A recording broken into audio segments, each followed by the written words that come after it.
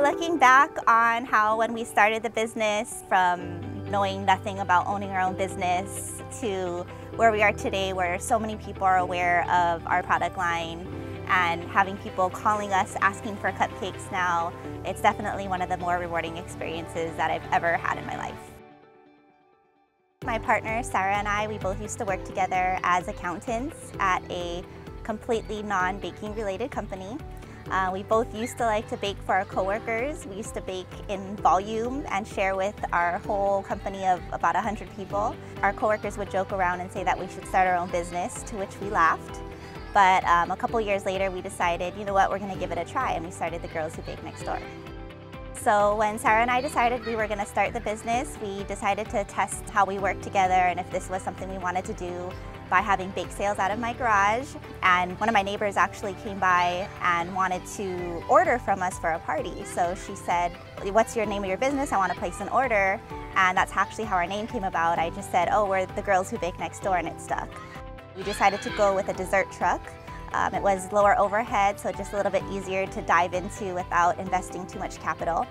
We built it up ourselves, got a nice wrap on it so that we could brand ourselves, and we quit our jobs one day and started the truck the next day. When people see the Girls Who Bake Next Door truck pull up, we want them to think of a local dessert truck that bakes fresh desserts and offers it for a reasonable price. We want to be something that's reachable to our customers in terms of price and quality, and being some kind of comfort food as well.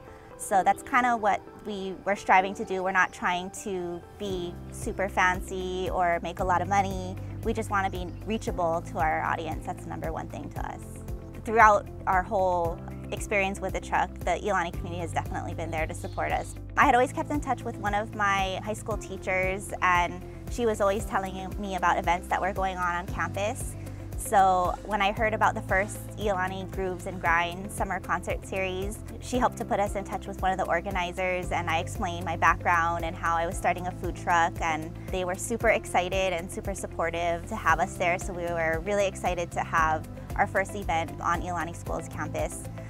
Every semester I talk to Kimmy Frith's entrepreneurship class about what it's like to start your own business and how much work it is, and all of the things that they learn are actually relevant to starting a business.